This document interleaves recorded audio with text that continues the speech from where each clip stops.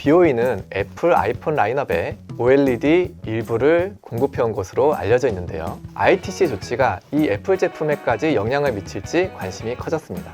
이미 언론에서는 예비 판단의 파급력을 전하며 일부 아이폰 모델의 제약 가능성을 언급했지만 애플은 우리는 이 사건의 당사자가 아니며 분사안이 애플 제품에 영향이 없다는 취지로 선을 그었습니다.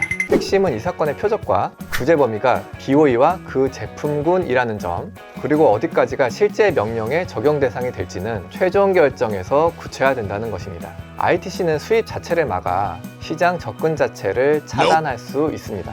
또 글로벌 브랜드의 각축장인 미국 시장의 특성상 ITC의 배제 명령은 공급망 전반에 즉각적인 압박을 줍니다. 마지막으로 영업비밀 프레임이 성립하면 특허만 다툴 때보다 보안 컴플라이언스 차원의 경고 효과가 더 큽니다. 산업적 파장도 짚어보죠. 단기적으로는 BOE의 미국향 물량이 제약을 받으면 매출과 수주에 직격탄이 될 수 있습니다. 미국 내 고객사들은 공급 차질을 피하기 위해 조달 다변화에 나설 테고 그 빈틈은 삼성 디스플레이나 한국 대만 진영이 채울 가능성이 커질 수 있는데요. 일단 ITC의 결정이 예비 판결이지만 BOE의 패널을 사용하는 기업 입장에서는 위험 요인이 증가한 것은 사실입니다. 애플 입장에서도 이제부터는 단가가 싸다고 BOE 패널을 무조건 사용할 수 있는 상황도 아니다 보니까 패널 단가를 떠나서 BOE 제품의 매력도가 떨어질 것으로 보여요. 중장기적으로는 디스플레이 밸류체인 전반에서 영업비밀 관리와 추적 시스템, 협력사 보안 수준 확인 등 컴플라이언스 비용이 높아질 겁니다. 또한 민사 손배와 무역 제재를 투트랙으로 동시에 제기하는 소송 전략이 업계 표준으로 정착할 가능성이 큽니다. 결정문에서도 언급한 내용이지만 대부분의 영업비밀 유출이 장비를 만드는 협력업체나 핵심 기술에 접근할 수 있는 직원의 이직 때문에 생기는데요. 협력업체와 공동 개발한 장비에 대해선 협력업체의 권리를 충분히 인정해주고 핵심 인재들에게는 파격적인 대우와 인센티브를 주는 동시에 회사는 영업비밀에 대해서 보안관리를 훨씬 철저하게 해야 할 것으로 보입니다. 국가 또한 기술 유출과 관련된 부분에 대해 훨씬 더 꼼꼼하게 수사하고 처벌하는 점이 중요해 보이는데요. 특히 업계에서는 항상 기술 유출에 대한 처벌 수위가 낮아서 산업 스파이가 계속 생겨난다고 지적하고 있으니 처벌 수위를 높이는 방향으로의 법 개정도 필요해 보입니다. 물론 기술 인재들에 대한 처우 개선과 인센티브 제도도 필수적이고요.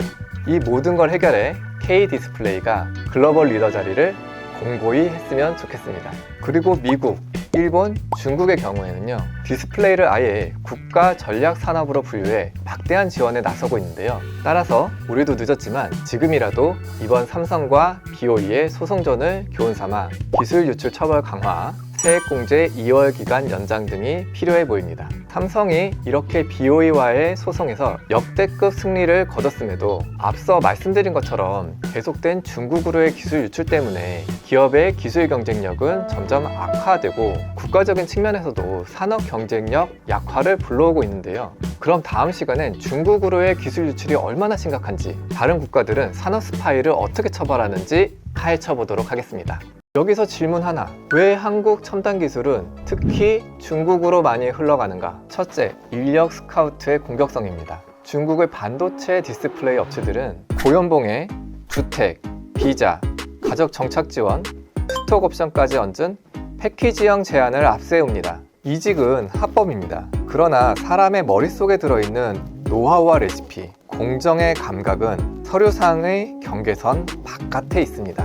우리 제도는 NDA, 즉 비밀유지 협약서로 이를 커버하려고 하지만 의도와 핵심성 입증의 난이도가 너무 높아 실제 법정에서의 입증 부담의 무게가 무거운 것이 현실입니다. 법률의 문장은 강해졌지만 입증과 집행의 설계, 즉 수사 초기의 증거 수집 체계, 기업 내부의 로그, 메타데이터의 보존 방식, 법정에서 통용되는 증거 포맷이 그 강도만큼 정교하게 맞춰졌느냐가 문제입니다. 이제 처벌 체계 비교로 넘어가죠. 한국, 미국, 네덜란드를 나란히 보겠습니다. 먼저 한국입니다. 큰 틀은 산업기술보호법과 부정경쟁 방지 및 영업비밀보호법이 축을 이루고 형사와 민사가 함께 움직입니다. 최근 몇 년 사이 법과 양형이 강화되면서 핵심 기술 해외 유출에 대해선 더 무거운 형이 가능해졌고 실형 선고 비율도 과거에 비해 높아졌습니다. 미국을 한번 살펴볼까요? 미국의 강점은 증거 수집과 기소 역량입니다. 디지털 포렌식,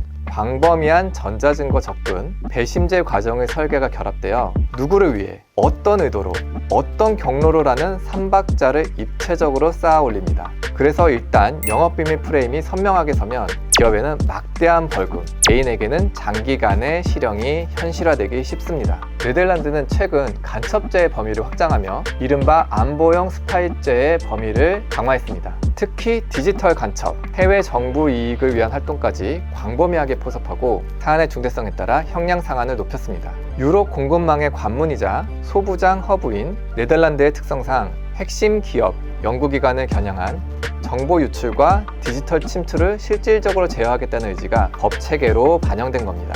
특히 2023년 네덜란드 대학교는 국가 안보에 위협이 될 수 있다는 우려로 중국인 대학원생들의 박사학위 취득을 금지하기도 했는데요. 물론 모든 중국인들이 산업 스파이라는 것은 아닙니다. 그렇다면 한국의 기업과 정부는 무엇부터 바꿔야 할까요?